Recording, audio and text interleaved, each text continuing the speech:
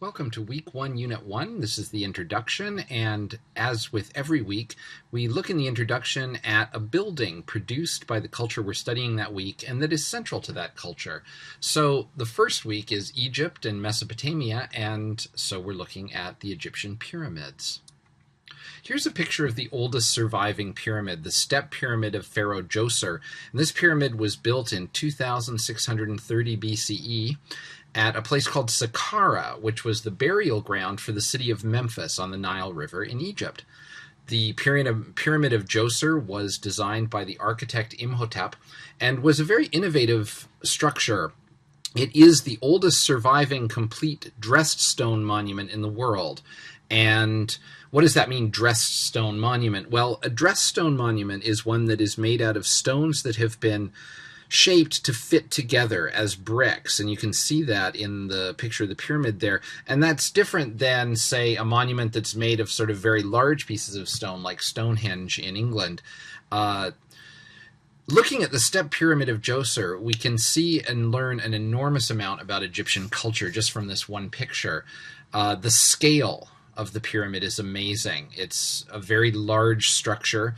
It's built as a tomb, so it's not a functional, practical sculpture in the sense that it doesn't produce anything or improve the economy or make people's living standards better or anything like that. It's a monument. It's something to remember the pharaoh by.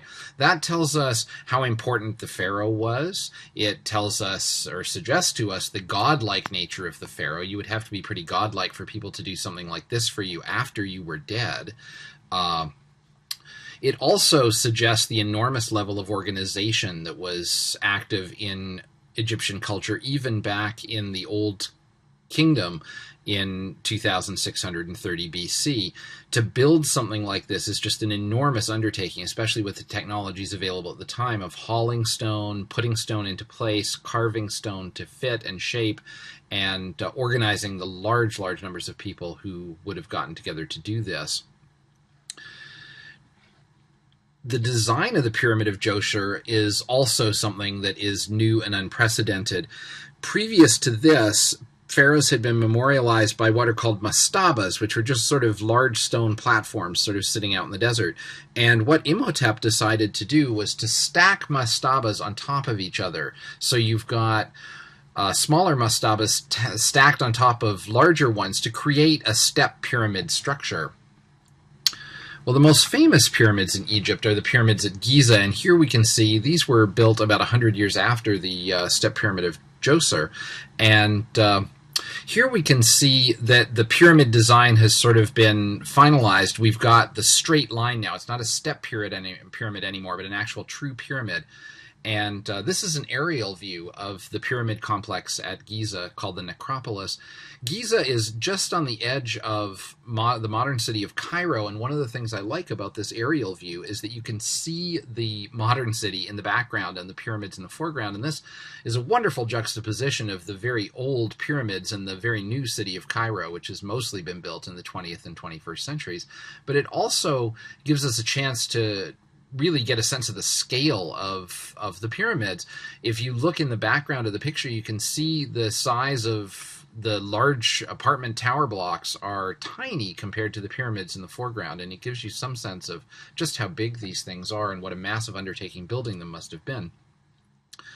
Well, the pyramids have always been a tourist attraction. They were tourist attractions even in the ancient world.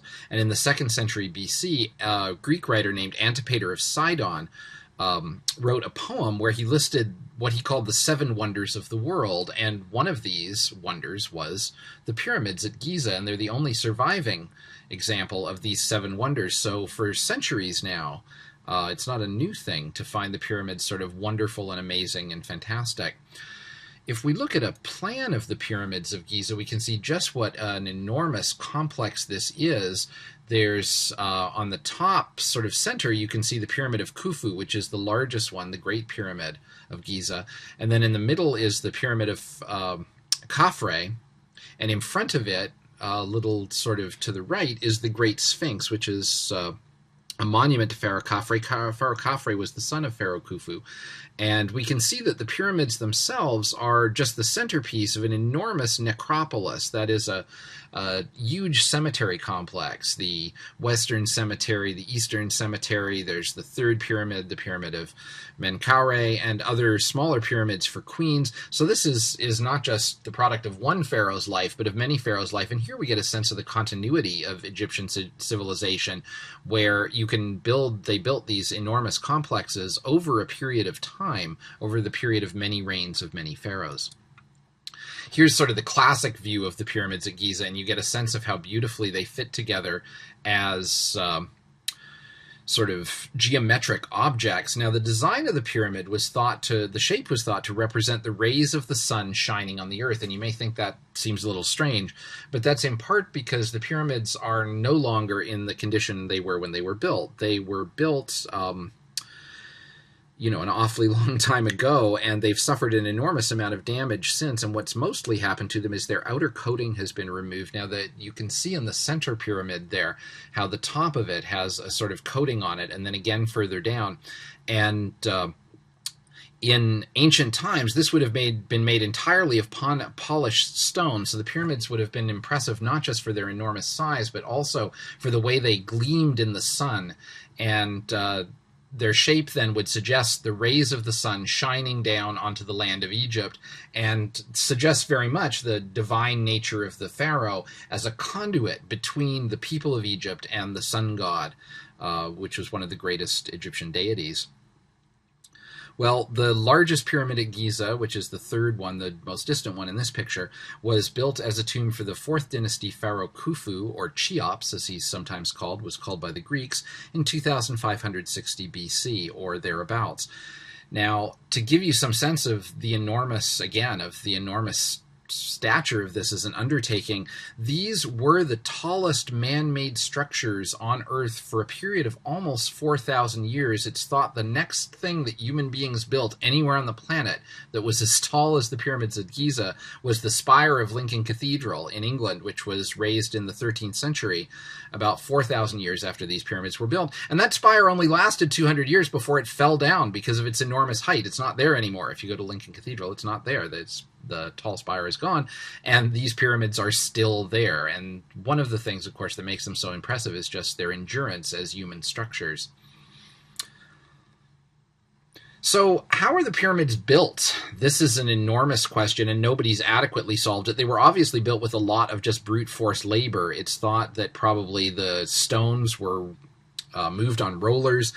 We don't know exactly the time frame for building the pyramids, but they were mostly built, each pyramid built in a period of about 20 years, which some people have estimated means that 12 blocks would have had to been put in place every hour, day and night, for 20 years to make that happen. So that's an enormous pace of construction. It was thought for a long time that this was all done with slave labor, but excavation of workers' camps around Giza and in other places in Egypt suggests this was probably not the case.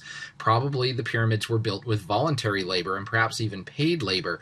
It's unclear what the details of this are, but what it suggests is the enormous capacity of the regimes of the pharaohs to mobilize the Egyptian population to work at particular tasks, to just get that many people to voluntarily, or even, no matter what they were being paid, just to get that number of people to work day and night with sort of punishing amounts of effort to build these enormous monumental structures, which have as we said before, no practical use. They have religious use and ceremonial use, but no practical use.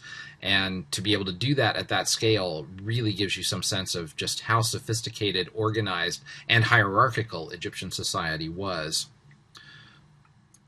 Well, the modern entrance to the Great Pyramid of Giza, I like this picture, is through the Robbers' Tunnel.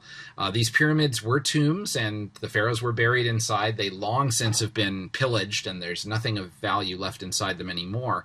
The Robbers' Tunnel, which is the modern entrance to the Giza Pyramid, the Great Pyramid of Khufu, was built in 820 AD by the Egyptians who lived at that time under the caliphs, who were trying to get into the pyramid to see what was in there. And by the time they got in there, everything was already gone.